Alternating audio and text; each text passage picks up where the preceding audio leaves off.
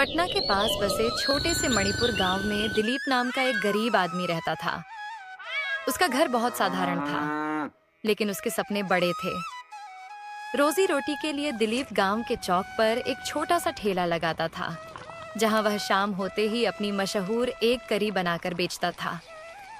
गांव में लोग कहते थे कि दिलीप के हाथ में जादू है। उसकी बनाई हुई एक करी की खुशबू दूर दूर तक फैल जाती थी। जैसे ही सूरज ढलता, लोग धीरे धीरे उसके ठेले के पास इकट्ठा होने लगते। उस दिन भी शाम ढल चुकी थी। दिलीप ने अपना चूल्हा जलाया और कढ़ाई में तेल डालकर मसाले भूनने लगा। थोड़ी ही देर में पूरे चौक में मसालों की खुशबू फैल गई। तभी गांव के दो आदमी वहां आ पहुंचे। अरे दिलीप भाई, आज सुबह से कुछ खाया नहीं है, जल्दी से गरम गरम एग करी दे दो, बहुत भूख लगी है। अरे क्यों नहीं भाई, अभी बना कर देता हूँ। और सुनो दिलीप भाई, मेरी एग करी जरा कम तीखी बनाना, ज्यादा मिर्च खाई नहीं जाती मुझसे। अरे भाई, एग करी भी भला कम तीखी होती है क्या? दिलीप भाई, मेरे लिए तो सबसे तीखी एग करी बनाना, मुझे बहुत तीखा पसंद है। अच्छा, इतना तीखा खाते हो तो जरा ज्यादा ही तीखी बनवाओ। आज मैं भी देखता हूँ कितना तीखा खा लेते हो। हाँ हाँ, जितना तीखा बना सकते हो बना दो, मुझे कुछ नहीं होगा। ठीक है भाई, एकदम कम तीखी और एक सबसे तीखी एग करी बनाता हूँ, फिर बताना कैसी लगी। दिलीप जल्दी जल्दी काम में लग गया। उसने कढ़ाई में तेल गरम किया, प्याज, टमाटर और मसाले डालकर भूनने लगा। फिर अंडे डालकर एक प्लेट के लिए हल्की मिर्च और दूसरी के लिए ढेर सारी लाल मिर्च डाल दी। कुछ ही मिनटों में दोनों प्लेटें तैयार हो गईं। दिलीप ने प्लेटें आगे बढ़ाते हुए कहा, लो भाई, तुम्हारी एग करी तैयार है। दोनों ने पहला कौर लिया। कम तीखी वाली एग करी खाने वाला आदमी खुशी से बोला, वाह दिलीप भाई, तुम्हारी जैसी एग करी पूरे पटना में कोई नहीं बनाता। क्या स्वाद है। लेकिन जैसे ही दूसरे आदमी ने अपनी तीखी एग करी खाई, उसका चेहरा लाल हो गया। अरे भाई, सारी मिर्च मेरी ही प्लेट में डाल दी क्या? ये तो आग लग रही है। अरे भाई, तुमने ही तो कहा था जितना तीखा बना सकते हो बनाओ। दूसरा आदमी मजाक उड़ाते हुए बोला, अरे बड़ा आया तीखा खाने वाला, क्या अपने आप को मनोज भाई समझता है क्या? दोनों जोर जोर से हंसने लगे। असल में पूरे गांव में मनोज भाई का नाम मशहूर था। वह गांव का सबसे बड़ा तीखा खाने वाला माना जाता था। गांव में दिलीप की तीखी एग करी की बात किसी तरह गांव के सबसे बड़े तीखा खाने वाले मनोज भाई तक भी पहुंच गई। मनोज भाई सीधे उस आदमी के पास गए जिसने पहले दिलीप की एग करी खाई थी। अरे भाई, सुना है उस दिलीप ने बहुत तीखी एग करी बनाई थी। हाँ मनोज भाई, इतनी तीखी एग करी मैंने आज तक नहीं खाई, और शायद किसी ने बनाई भी नहीं होगी। अच्छा, इतना तीखा? सच में भाई, मेरी तो हालत खराब हो गई थी, कान से धुआं निकलने लगा था।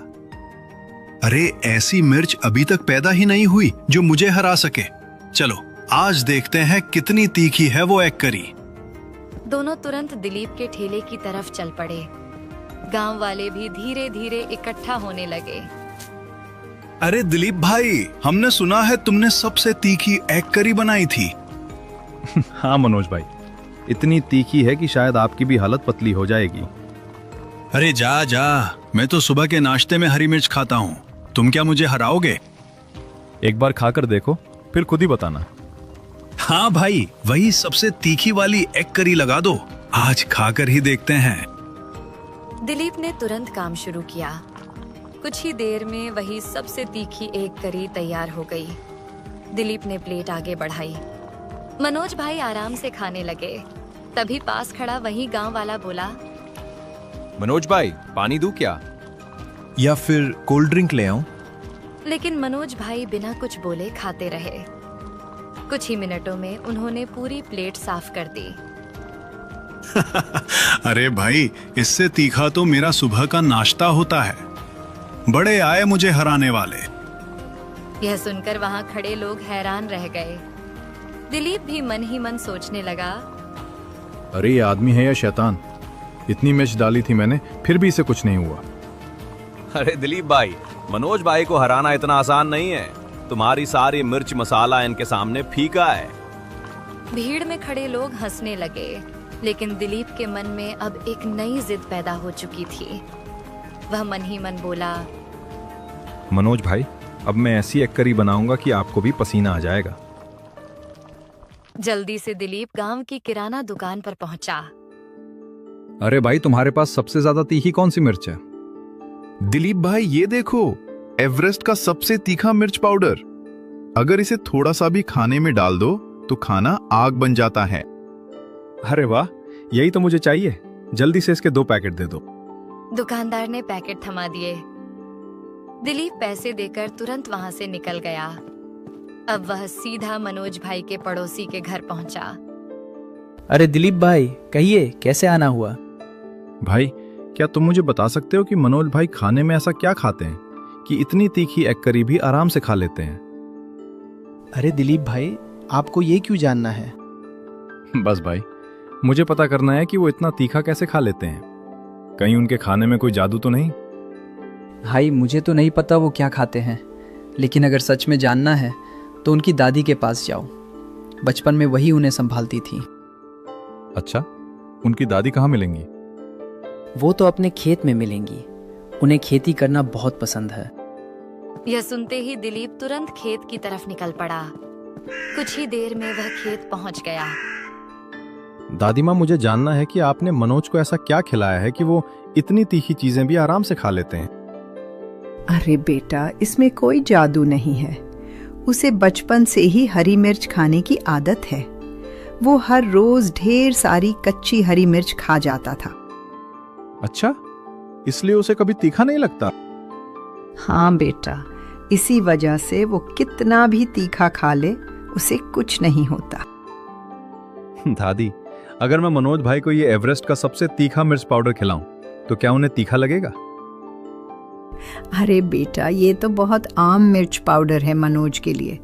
इससे उसे कुछ भी नहीं होगा। यह सुनकर दिलीप सोच में पड़ गया। तो फिर दादी, ऐसा क्या खिलाऊं जिससे मनोज भाई को सच में तीखा लगे? दादी थोड़ी देर चुप रही, फिर बोली, बस एक ही मिर्च है बेटा। अगर वो खा ले तो उसे भी तीखा लग सकता है, वरना बाकी सारी मिर्च उसके सामने फेल है। अरे वाह, कौन सी मिर्च है दादी? जल्दी बताइए, मैं अभी लेकर आता हूँ। बेटा, वो मिर्च हमारे यहाँ नहीं उगती, वो तो विदेश में उगती है। यह सुनते ही दिलीप का चेहरा उतर गया। तो फिर दादी, मैं उसे कैसे हराऊं? अगर सच में मनोज को हराना है बेटा, तो वही मिर्च तुम्हें ढूंढ कर लानी पड़ेगी। अब दिलीप गहरी सोच में पड़ गया। उसे दुनिया की सबसे तीखी मिर्च ढूंढनी थी। अगले दिन शाम को हमेशा की तरह दिलीप ने अपना ठेला लगाया। थोड़ी ही देर में कई गांव वाले उसके ठेले के पास आ गए। अरे दिलीप भाई, मुझे तो वही सबसे तीखी वाली एक करी दो, वही जो मनोज भाई के लिए बनाई थी। हाँ दिलीप भाई, हमें भी वही तीखी एग करी चाहिए। अरे भाई, आज सब लोग तीखा ही क्यों खाना चाहते हैं? अरे दिलीप भाई, आपको पता नहीं क्या? नहीं भाई, क्या हुआ? अरे मनोज भाई ने कल एक बड़ा मुकाबला रखा है। जो भी उन्हें तीखा खाने में हरा देगा उसे पूरे 10 लाख रुपए देंगे। अच्छा, इसलिए सब लोग अभी से तीखा खाने की प्रैक्टिस कर रहे हैं। हाँ भाई, अभी से आदत डालेंगे तो कल कितना भी तीखा खा लेंगे।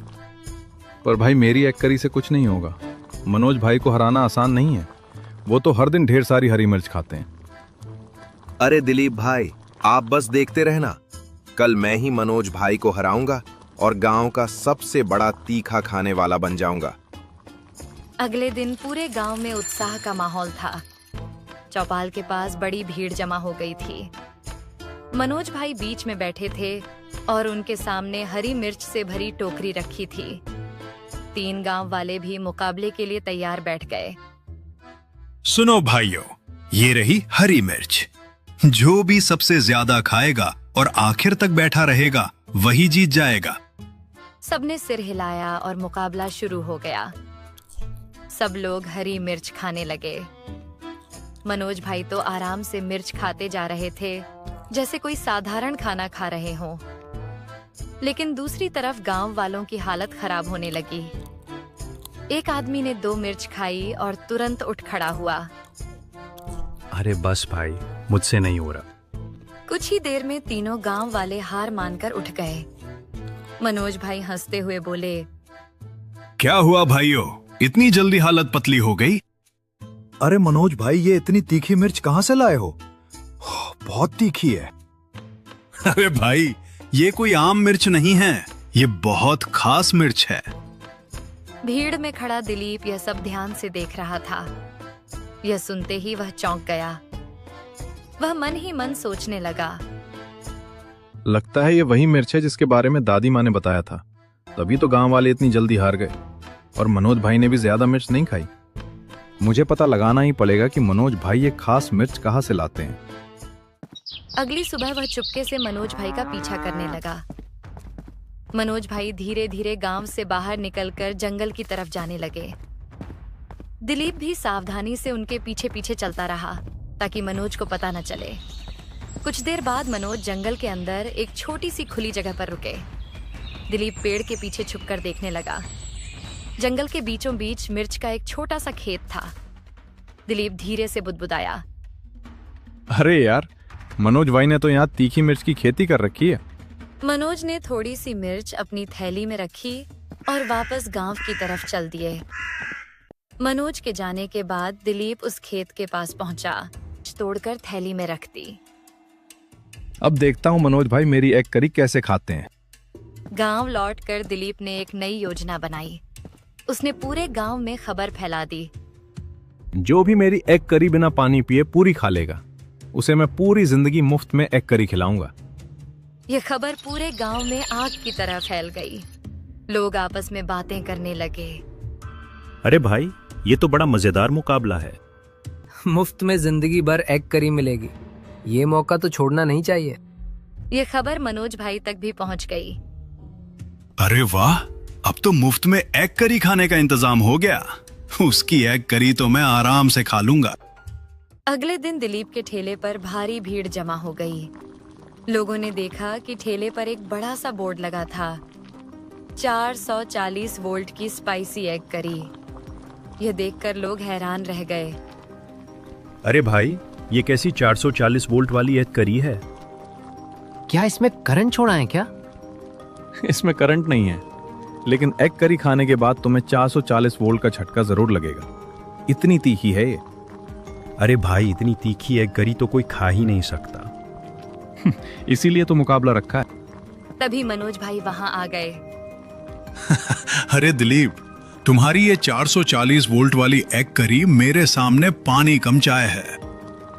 अच्छा, तो आज खाकर बता देना कि कौन पानी कम चाय है, तुम या मेरी एग करी। चलो जल्दी बनाओ, अभी खाकर दिखाता हूँ। दिलीप ने जल्दी से एक करी बनाकर मनोज को दी। मनोज भाई खाने लगे। पहला कौर, दूसरा कौर, लेकिन तीसरा कौर लेते ही उनकी हालत खराब होने लगी। मनोज मन ही मन सोचने लगे, ये कैसे हो सकता है? मुझे इतना तीखा क्यों लग रहा है? थोड़ी देर बाद मनोज ने प्लेट नीचे रख दी। बस, अब नहीं खाया जा रहा। भीड़ में खड़े लोग हैरान रह गए। अरे, मनोज भाई तो हार गए। पूरे गांव में खबर फैल गई। लेकिन दिलीप को यह जीत अच्छी नहीं लगी। उसी शाम वह मनोज भाई के घर पहुंचा। दिलीप ने सारा सच बता दिया। कोई बात नहीं दिलीप, तुमने सच बता दिया, यही बहुत बड़ी बात है। वैसे भी मैं थोड़ा घमंड में आ गया था। अच्छा हुआ मुझे सबक मिल गया। उस दिन के बाद दिलीप का एक करी का ठेला पूरे गांव में मशहूर हो गया। और इस तरह उस गांव में एक बात सबको समझ में आ गई, सच्चाई का साथ देने से हमेशा जीत होती है। और इसी तरह कहानी का अंत यही होता है।